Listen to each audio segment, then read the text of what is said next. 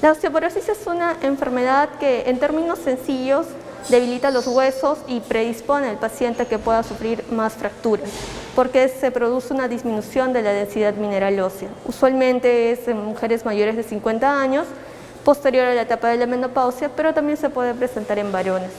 En mujeres la causa más frecuente es la etapa posmenopáusica, ¿no? Se produce una disminución del pico de estrógeno y esto predispone a que la paciente pueda sufrir osteoporosis. En varones, al no sufrir este episodio, es mucho menos frecuente la enfermedad. La osteoporosis es una enfermedad asintomática, es una enfermedad crónica asintomática, es decir, no va a generar molestias óseas, no va a generar dolor óseo. Es por eso que para poder hacer el diagnóstico necesitamos usar la densitometría ósea, ¿no? Hacemos el diagnóstico temprano para poder dar un tratamiento temprano y evitar que siga avanzando o que siga disminuyendo la densidad mineral ósea.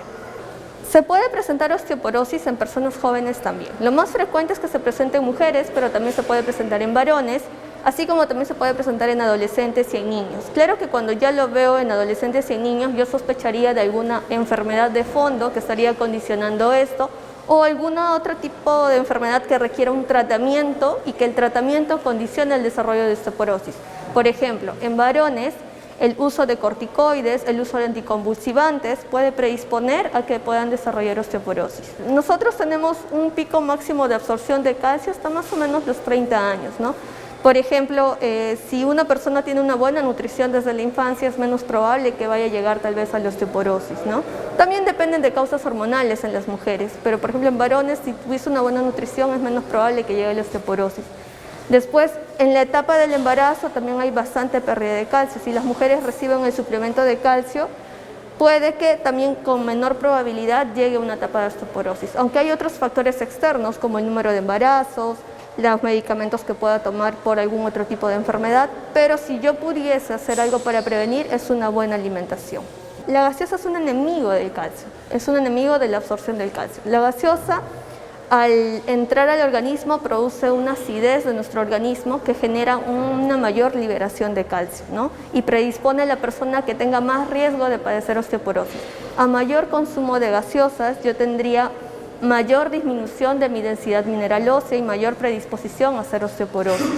Es una sustancia que va en contra de, por eso a mis pacientes con osteoporosis les indicamos que no consuman gaseosas y no consuman café. Es una indicación inicial. Un niño y un adolescente, si consumen bastante cantidad de gaseosas, tienen una tendencia a una mayor disminución de la densidad mineral ósea, ¿no? Y la osteoporosis es la disminución de la densidad mineral ósea y tiene mayor predisposición o mayor riesgo de sufrir osteoporosis. Las recomendaciones es una buena alimentación, alimentos ricos en calcio, alimentos ricos en vitamina D, hacer ejercicios, hacer deportes en la medida de que el paciente lo tolere, hacer aeróbicos también ayuda al paciente, hacer ejercicios que generen uso de la tensión muscular para fortalecer también un poco los huesos. Por ejemplo, en pacientes postrados es más frecuente que se produzca también una disminución de la densidad mineral ósea. Hacer ejercicios en la medida que el organismo se lo permita. Los suplementos de calcio se usan ya en pacientes mayores de 50 años, en pacientes que tal vez tengan riesgo o hayan recibido alguna terapia con corticoides de largo plazo y que necesitan un reemplazo de este, ¿no? Y el suplemento de vitamina D sí sería una buena opción para los pacientes. Si las personas no toman en cuenta el tener una buena alimentación, pues tienen mayor predisposición a hacer esta enfermedad, ¿no? Y el problema es que no solo son fracturas, no es una fractura simple como si yo me caigo tengo una fractura por la caída, sino tengo una fractura en un hueso que no es bueno, no es una fractura a consolidar en un hueso sano, sino es una fractura a consolidar en un hueso que está, en términos sencillos, hecho como una galleta, ¿no? Entonces, a veces estas fracturas son irresolubles. En personas mayores, por ejemplo, si se presenta una fractura de cadera, lleva a esta persona a la postración y puede generar a la larga complicaciones secundarias que me puedan llevar a la muerte del paciente. Finalmente, en pacientes adultos mayores sí puede generar condiciones que lleven a la muerte. El Seguro Social de Salud recomienda que se pueda hacer un diagnóstico oportuno con un chequeo preventivo de los pacientes. En especial a las mujeres mayores de 50 años se les recomienda que vayan al menos una vez al año al reumatólogo para poder hacerse una densitometría ósea. En varones esto es mucho menos frecuente, es diferente, y de acuerdo a normas estándares se sugiere que a partir de los 65 años toda paciente mujer debería pasar por una densitometría ósea anual.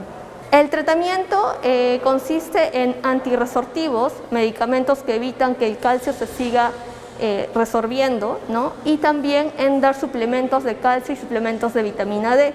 Se recomienda que el paciente pueda consumir lácteos y cereales y pueda consumir también vitamina D en suplementos, y también lo puede encontrar de manera natural en pescados azules y en el aceite de hígado de bacalao. También se sugiere que el paciente pueda consumir legumbres y frutos secos.